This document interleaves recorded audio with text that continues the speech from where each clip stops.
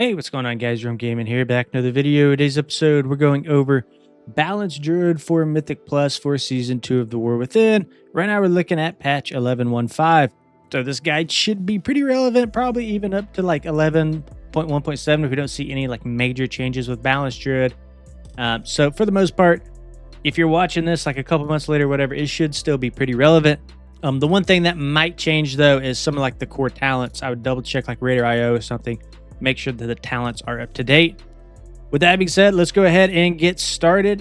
If you guys want to follow along, also there's a link in the description of the video. Take you out to the website here and you can kind of read through some of this stuff with us. So let's start with some of the pros and cons real quick. So Balanced Druid does have some sort of ramp time associated with the spec. We got Starfall, Moonfire, which is a dot. We got Sunfire, which is a dot. You have to get into your Eclipse. You have a long cast time with Starfire. You got to build Astral Power. There's just a lot of ramp that is associated with Balanced Druid. But once you do get it going, you'll be doing a ton of damage. Balanced Druid is S tier currently, and we can take a quick look at that. So if you go to Archon GG right here, we're sorting by high keys, Mythic Plus DPS. You can see that Balanced Druid is actually the top DPS right now, just barely ahead of Unholy DK. And if we come down here and we sort by DPS, you can see that they are number 2. So Balanced Druid is super strong right now. This is a great time to pick them up. If we come down here, you can see that the specialization has completed some 20 keys. So going back to our pros and cons, we also have a lot of survivability. It's not super obvious. There's a lot of people who don't utilize their bear form, but you can actually shift into bear form, right? It's going to give you increased stamina, and you can soak with bark skin right behind it. And we went ahead and added some of the rest of these tooltips here. For some reason, they weren't working, but I went in and enabled them, so this is a little bit more readable now. You can see we got bear form, we have bark skin. You can kind of double up on those for a massive defensive. We have really good utility and crowd control. I mean, just look at this list. We have Innervate for your healer. We have Typhoon. We have Ursol's Vortex, which isn't even in this list. Entangling Roots, Mass Entanglement, Mighty Bash. And right below that, we have Mark of the Wild. We have our Solar Beam as well. So we just have probably... I mean, if we're S tier in DPS, we're also S tier in utility.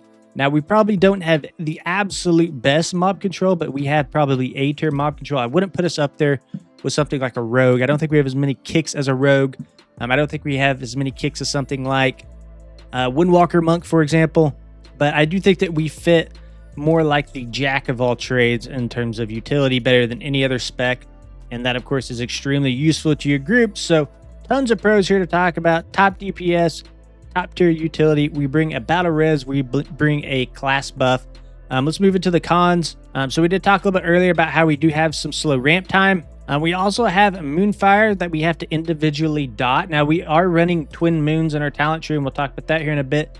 But it will actually dot two targets at once with Moonfire. So it, cuts the amount of people you have to target in half, which is pretty nice.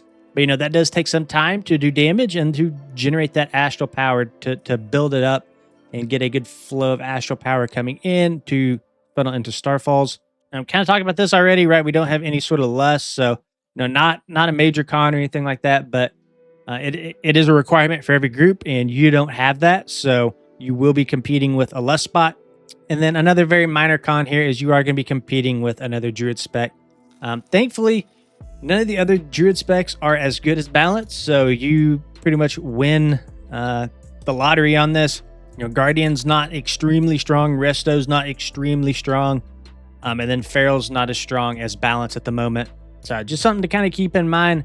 Let's go ahead and move into, so these are some of the talents that we're running. I'll open that up really quick. So if we open this up, you can see that we are running Elun's Chosen. We're going Boundless Moonlight with the Eternal Moon.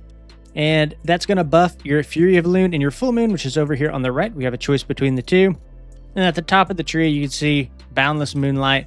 Again, same sort of thing. It's just going to buff your Fury of Elune or your Full Moon based on the one that you have chosen. Since we are taking Fury of Elune right now, you can see, most of this tree is actually focused around buffing Fury of Elune. You can see right here, we have the Light of Elune, just another buff to it. So you have a chance to proc your Fury of the Lune through your Moonfire tick. So Moonfire is very important. You see directly to the right, we're taking Lunation. That's going to give you a little bit more CDR on your Fury of the Lune, just by casting some of your normal arcane abilities. And then we also have Lunar Amplification here on the left. Using some of our non-arcane damaging abilities is going to give this stacking effect that's just going to make your arcane abilities hit a little bit harder. But yeah, that's pretty much it for the hero tree.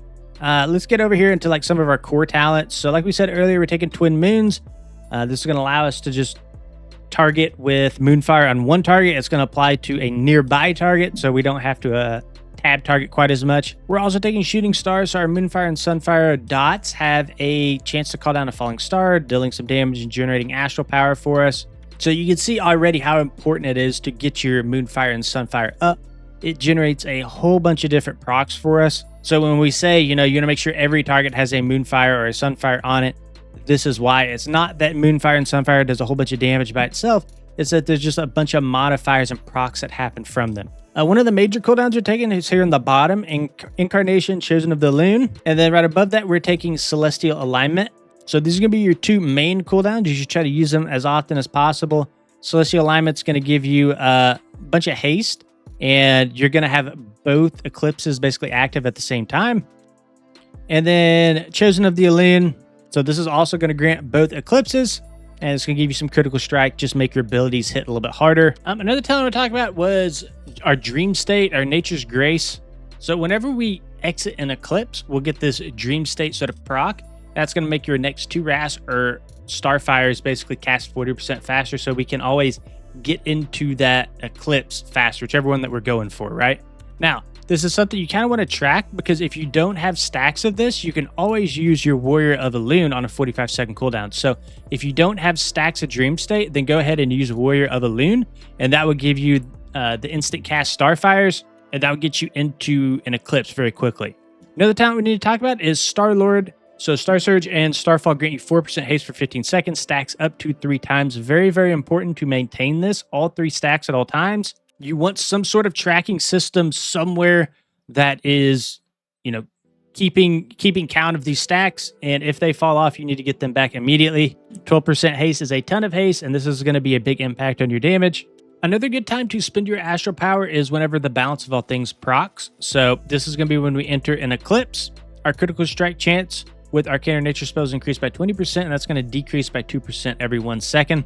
So when this does proc, you want to make sure that you're trying to spend some of that astral power. Another thing you want to be aware of is your mushrooms. So Sunseeker mushrooms here. Sunfire damage has a chance to grow a magical mushroom at the target location. After 1 second, the mushroom detonates, does a whole bunch of damage. And this will also generate up to a maximum of 20 astral power based on the target's hit. So pretty good for AoE. One thing that's nice about this is not like an active effect. Whereas if you are taking Wild Mushroom, this is just another button that you have to press, kind of keep track of. So I like to run Sunseeker Mushroom, and most people are running that right now as well. One thing that I did forget to mention, this was actually a big thing, with Lunar Calling over here on the left, if you read it, Starfire does 160% increased damage to its primary target, but it no longer triggers Solar Eclipse. So this means this will actually push us towards a Lunar Eclipse rather than Solar. So this means the only eclipse that we're trying to get in is the Lunar Eclipse. We're not worried about the Solar Eclipse anymore. So we want to be casting Wrath twice to get into that Lunar Eclipse, and then just build with Starfire from there, because we can't trigger the other eclipse, right? So that become more obvious once we get into the rotational stuff. We'll talk about that here in a minute. Okay, I guess with that being said, let's go ahead and take a look at the rotation priority. So we'll start out with single target here. So like we said earlier, you're going to make sure that you are keeping Moonfire and Sunfire on as many targets as possible. Sunfire, of course, will be easy. You just press it and you get the dot on all the targets.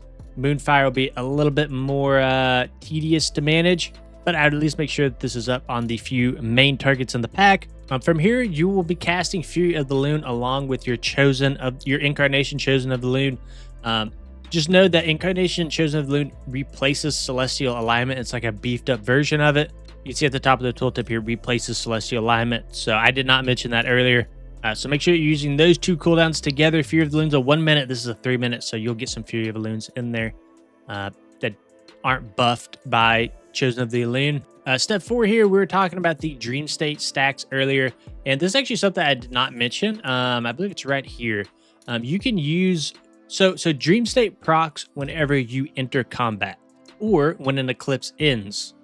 So if you are Night Elf, you can actually Shadow Meld to drop combat and then get back into combat to trigger Dream State. So just a small tip if you're a Night Elf. Now, if your stacks of Dream State do fall off, this is where we'll be using Warrior of Elune, right? Because we're not getting that reduced cast time from Dream State. So this is a perfect time to use something like Warrior of Elune to get those instant cast Starfires. Yeah, that way we're not wasting any Dream State stacks, essentially. If you are running Convoke over Incarnation Chosen of Elune, then this would be the time that you would Convoke. We're not, so you could probably skip out step 5. And then from here, you're going to make sure that you're maintaining those Star-Lord stacks we talked about earlier.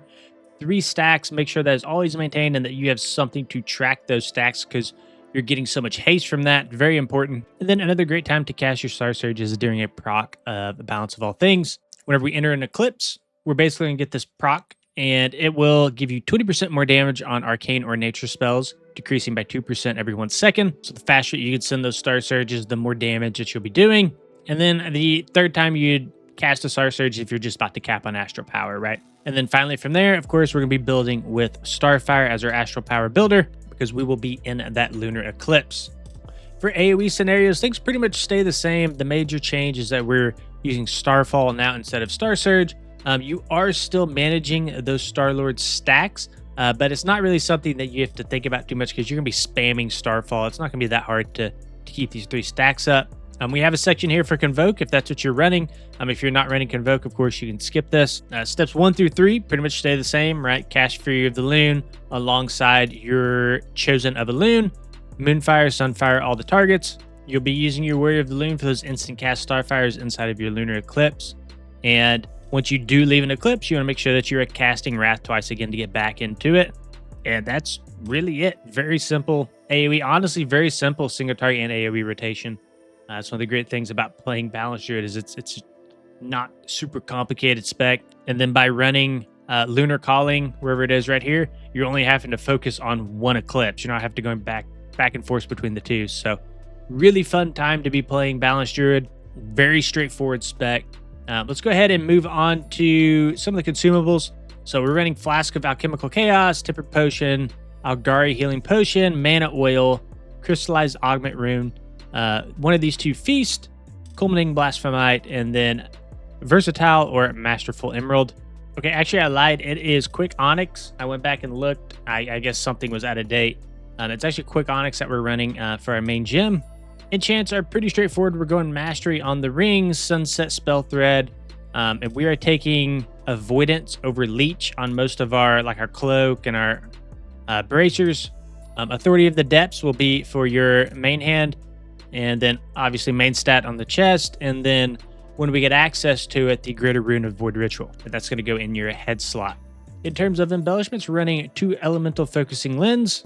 And then now let's talk a little bit about the tier set. So one thing that's really nice is our tier set will actually proc our Wild Mushroom for us. And it actually works both in the 2 and 4 set. And if you don't know, on Wild Mushroom, the effect actually stacks.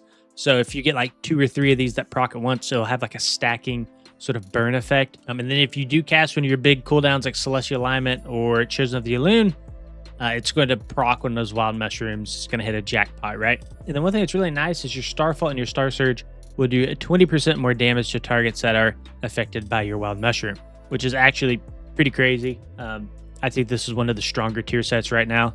Yeah, if you take a look at this graphic here, going from the last Season 4 set to this new Season 4 set is going to be a 12% damage gain. If we look at the graphic here, you can see that this is one of the stronger tier sets in the list. Not as big as something like Fire Mage down here or like Prot Warrior, but it's definitely up there.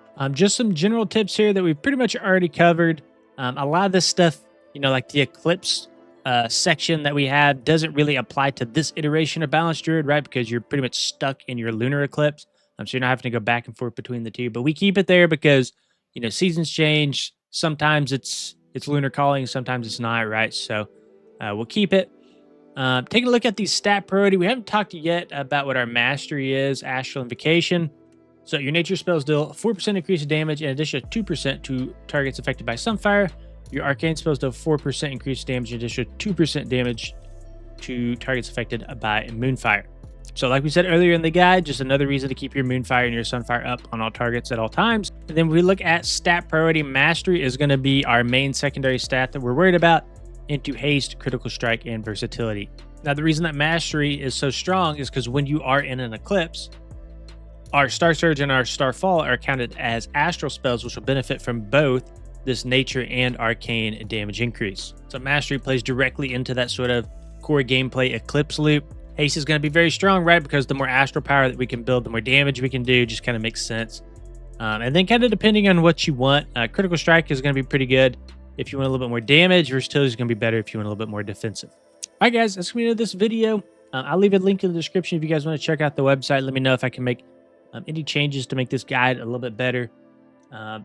If you enjoyed the video, please consider liking, subscribing, even a comment. Anything helps push the algorithm a little bit more. Thank you guys for watching. We'll see you in the next one.